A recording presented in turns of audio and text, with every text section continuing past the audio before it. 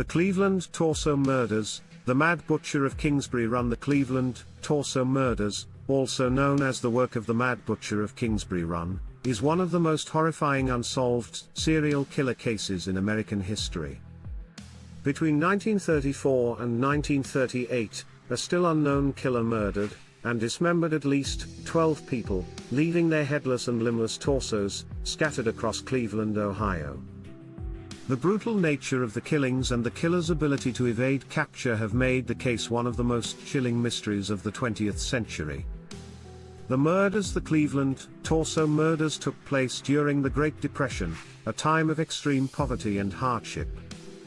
The victims were mostly vagrants or people living in shantytowns, areas where transient workers and the homeless gathered. Kingsbury Run, a rough neighborhood near the city's industrial district, became the dumping ground for many of the bodies. The murders were characterized by extreme violence and skillful dismemberment. The killer decapitated and dismembered most of the victims, leaving only their torsos behind. In several cases, the heads were never found, making it difficult to identify the victims. Most of the bodies showed signs of post-mortem mutilation, indicating that the killer took time with each corpse. The first victim was found in September 1935, when two teenage boys discovered the lower half of a woman's torso washed up on the shore of Lake Erie. Just months later, a man's headless body was discovered in the Kingsbury Run area. Over the next 3 years, more bodies would be found, often in similarly horrifying conditions, mutilated, decapitated, and dumped in remote or hidden areas. The most notorious aspect of the killings was the fact that the killer never left enough evidence for police to make a strong identification. The precision of the dismemberments suggested the killer might have had some medical or anatomical knowledge, though this was never proven. The exact number of victims attributed to the Mad Butcher is uncertain, but the generally accepted number is 12. However, some believe the killer may have murdered more people, with some estimates suggesting as many as 20 or more victims. The known victims were mostly male, though there were a few female victims as well. Most of the victims came from the marginalized, transient population of Cleveland during the Great Depression, making it difficult to identify them or to track their movements before their deaths. Some of the known victims include Edward Andrassy, found in September 1935, his body decapitated and emasculated. Flo Polilio, a prostitute whose dismembered remains were found in January 1936. The Tattooed Man, found in June 1936, with several tattoos that authorities hoped would lead to identification, but he was never conclusively identified. Many of the victims remained unidentified due to the lack of heads and the transient nature of their lives. The investigation and Elliot Ness. The investigation into the Cleveland Torso Murders was one of the most extensive and publicized in the city's history. At the height of the killings, Cleveland's safety director was none other than Elliot Ness, the famed law enforcement officer who helped bring down Al Capone during Prohibition.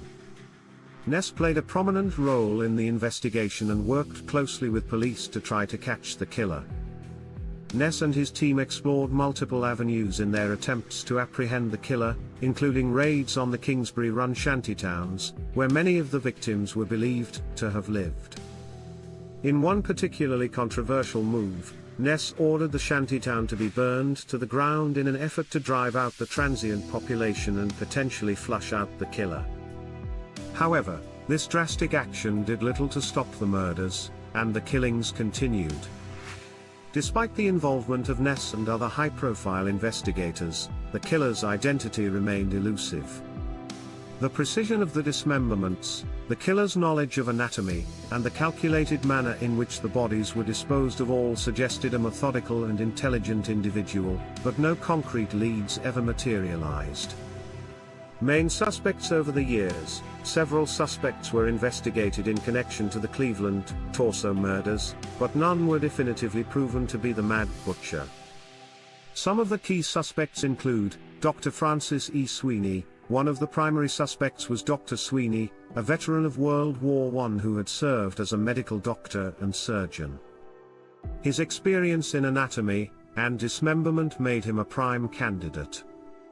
Sweeney was subjected to a polygraph test by Elliot Ness, which he reportedly failed, but he was never formally charged.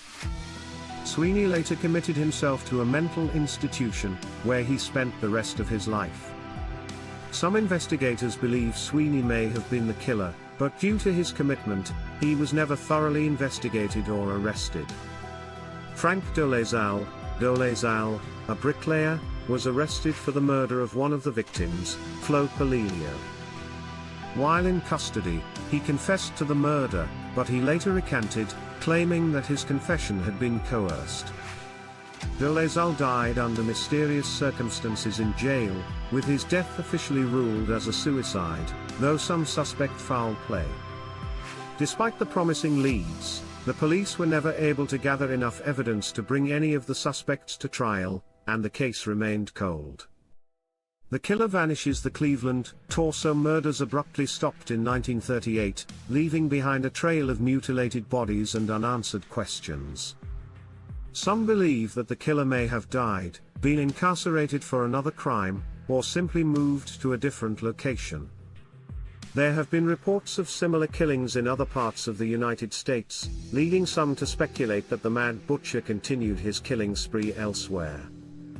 Elliot Ness, whose career had been defined by his success against organized crime, found himself haunted by his inability to solve the case.